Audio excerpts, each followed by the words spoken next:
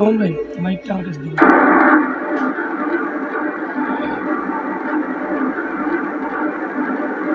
সম্মানিত ভাইরা আমার,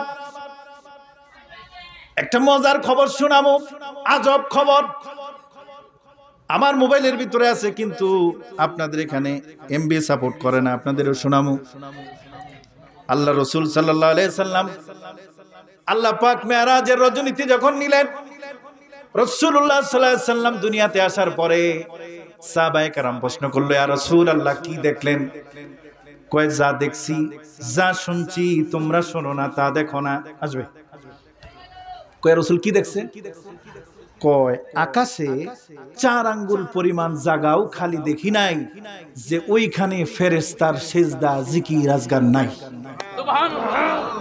সমস্ত আসমানে ফেরেশতারা 1 ইঞ্চি জায়গা পরিমাণ খালি নাই।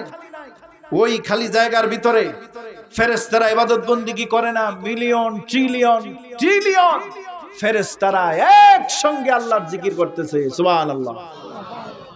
মজার খবর কি জানেন? কালকে রাত্রিতে মাহফিল শেষ করার পরে গাড়িতে বসে যখন বাংলা ভিশন চ্যানেলে ঢুকলাম, এই চ্যানেলের ভিতরে কালকে একটা খবর দিছে যে নাসা মহাকাশ বিজ্ঞানীরা বর্তমানে একটা গবেষণা করছে এবং রেকর্ড করছে যে মিলিয়ন মিলিয়ন মানুষ আসমানের উপরে একসাথে জিকির করলে যেরকম শব্দ হয় ওই রকম শব্দ রেকর্ড করে দুনিয়াতে নিয়ে আসছে। আমি শোনাই আপনাদের, মাইকে শোনা।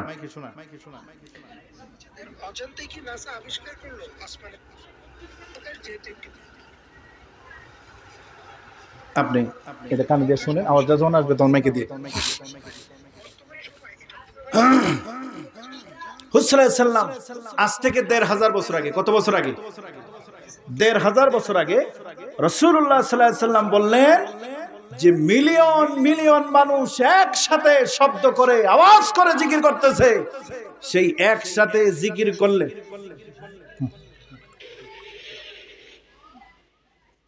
শুনুন শুনুন শুনুন, এমনকি নাসার অত্যাধুনিক টেলিস্কোপ ও যন্ত্রপাতির সাহায্যে এসব শব্দ রেকর্ড করা হয়েছে। চলুন একবার শুনে নিই সে শব্দ। আল্লাহু আকবার।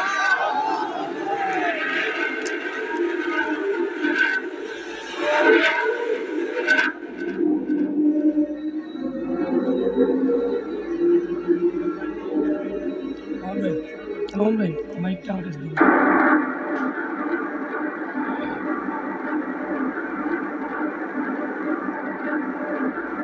গবেষকরা বলছে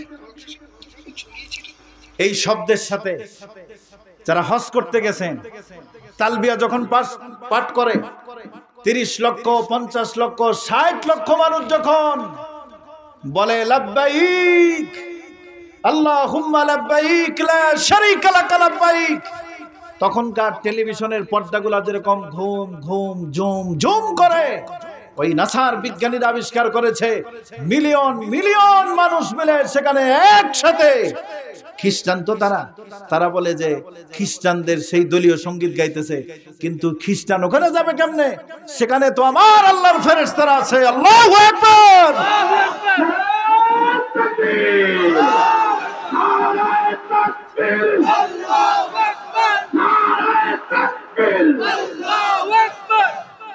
সম্মানিত হাজিরিন, আমরা কত বেকুফ! এত কিছু সুবুত আমাদের সামনে আসার পরেও আমরা দুনিয়া নিয়ে ব্যস্ত। আহারে, আল্লাহ পাক পৃথিবী মানুষকে কিছু কিছু টাচ করানোর জন্য তোমাদের ঈমানকে মজবুত করো, তাজা করো।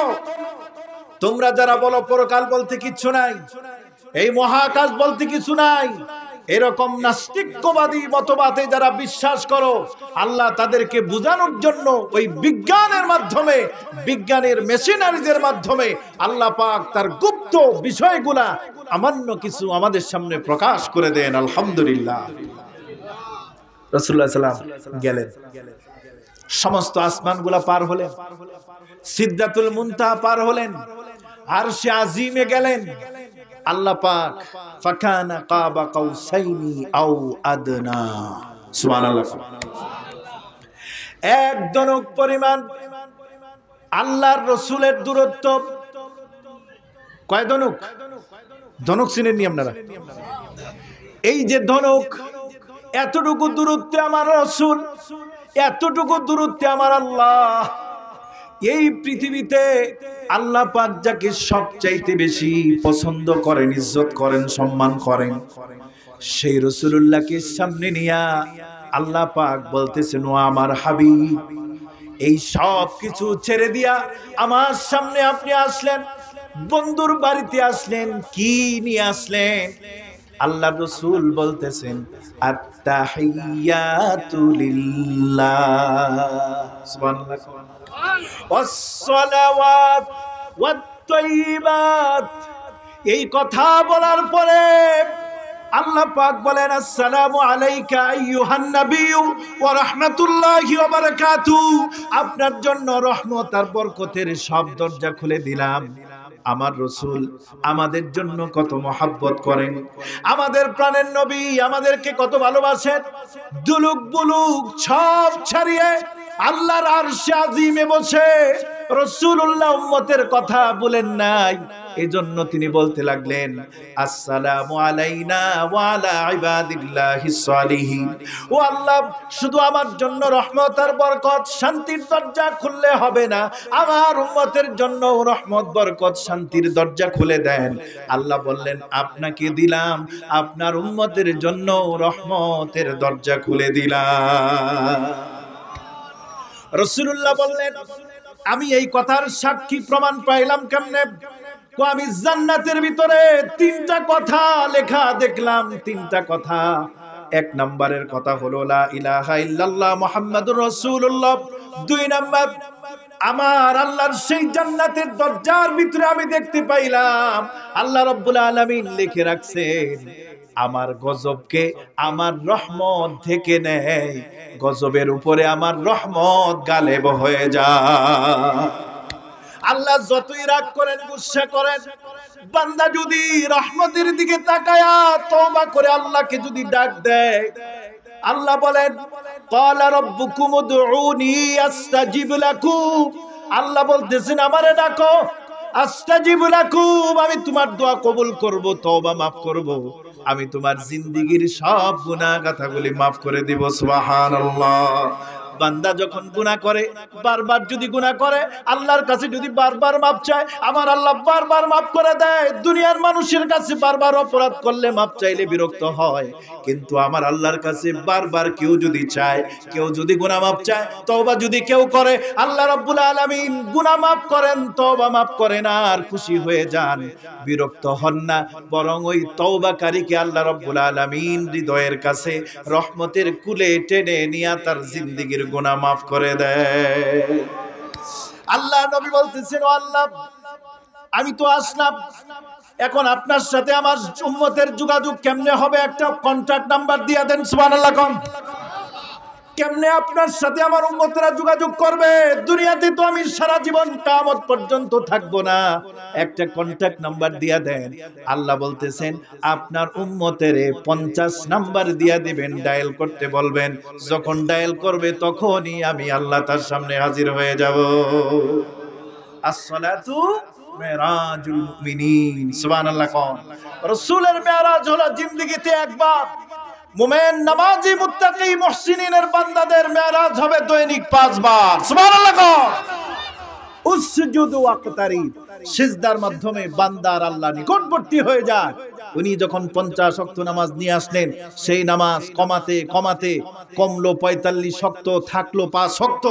আল্লাহ কোরআনে বলছেন যে আমার কথার কোনো হেরফের হয় না, আমার কথার কি হয় না? হেরফের হয় না। আমি দিলাম 50 ওয়াক্ত, কমায় দিলাম 45, বাকি রইল 5। এই 5 ওয়াক্ত নামাজ তোমরা পড়বা, কিন্তু আমি আল্লাহ সওয়াব দিব 50 ওয়াক্তের। পড়ব কয় রাকাত? আল্লাহ কোরআনুল কারীমের ভিতরে বলেন, বান্দারে আমি জবান দিয়া যা বলি, আমি যা বলি আমার কথার কোনো হেরফের হয় না, সুতরাং 50 ওয়াক্তের সওয়াব আমি দিব। 5 ওয়াক্ত নামাজ তুমি পড়বা, কিন্তু তোমার আমল নামায় সওয়াব হয়ে যাবে 50 ওয়াক্তে। কিন্তু দেখেন, যদি 50 ওয়াক্ত নামাজ যদি আমাদের উপরে ফরজ হইতো, বালেগ হওয়ার পরে মসজিদে ঢুকতাম, 1 ওয়াক্ত শেষ, আরেক আজান শুরু, ইমাম মুয়াজ্জিন মসজিদ থুয়ে ফেলাইতো, কত পড়া যায় নামাজ? খানা ঘুম কিচ্ছু নাই, বিবাহ শাদী, বিবি বাল বাচ্চা, খেতা খামার কিচ্ছু নাই, ঠিক কিনা বলে? দৈনিক যদি 50 ওয়াক্ত নামাজ হইতো, দুনিয়াতে আর কিছু করার সুযোগ ছিল? কেউ জীবনে ইমামতি চাকরি করত না, মুয়াজ্জিনে পাইতেন না, কুজ্জা মুসল্লি পাইতেন না, দৈরিয়া বাইন্দা তালা মেরে রাখলো, শিকল খুললা বাঁধবে, কারণ 5 ওয়াক্ত নামাজেরই যেই হালত, মাশাআল্লাহ। এই 5 ওয়াক্ত নামাজ পড়তে যায় আমাদের জ্বালাপালা, একদিন যায় তো 3 দিন যায় না। জুমার নামাজের দিন 2 ওয়াক্ত নামাজ, বাপরে বাপ। আসসালামু আলাইকুম ওয়া রাহমাতুল্লাহ, আসসালামু আলাইকুম ওয়া রাহমাতুল্লাহ, দে দো। জুতা কই, যায় নামাজ কই, একজনের জুতা আরেকজন লয়ে কই, এত খিদা লাগছে, এত খিদা লাগছে, আর হুশ আছে নাকি? খেলা শুরু হয়ে যায়, টেলিভিশন শুরু হয়ে যায়, মোবাইল খেলা ইত্যাদি ইত্যাদি। এজন্য মসজিদ থেকে দ্রুত গমিতে বের হয়ে আসে, ঠিক কিনা জোরে কোন? এই 50 ওয়াক্ত নামাজ থেকে 5 ওয়াক্ত নামাজ আল্লাহ রাসূল সাল্লাল্লাহু আলাইহি ওয়াসাল্লামকে দিলেন। এই নামাজকে আল্লাহ পাক দিলেন রাসূলুল্লাহকে স্পেশাল ভাবে নেওয়ার পরে। তার মানে বুঝাইতে চাইছেন আমার রাসূল স্পেশাল। ও বান্দা বান্দিরা, তোমাদের জন্য আমার ইবাদত নামাজ স্পেশাল। এজন্য নামাজের হিসাব পরকালে আগে হবে। তোমরা যারা মুসলমান মুমিন মুত্তাকি মুহসিনিন হও, তোমরা যদি নামাজ না পড়ো, কবরে আযাব শুরু, হাসর নাসর মিজান ফুলসিরাত সব জায়গায় তুমি আসামি, কারণ তোমার নামাজ ঠিক নাই, কিচ্ছু ঠিক নাই। এজন্য নামাজ পড়বো তো আমরা ইনশাআল্লাহ। মেরাজের বড় শিক্ষা হলো নামাজ। এই নামাজের জন্য রাসূলুল্লাহকে আল্লাহ নিলেন, দুনিয়াতে আনলেন, এবং মৃত্যুর সময় রাসূলুল্লাহ বলেন আস-সালাত আস-সালাত ওয়া মা মালাকাত আইমানুকুম। রাসূলুল্লাহ মৃত্যুর সময় শেষ কালেমা যেটা ছিল, যেই কথাটা ছিল, আমার উম্মতেরা নামাজ ছেড়ে দিও না, আমার উম্মতেরা কি করো না, নামাজ ছেড়ে দিও না। সেই নামাজের প্রতি আমরা আজকে গাফেল।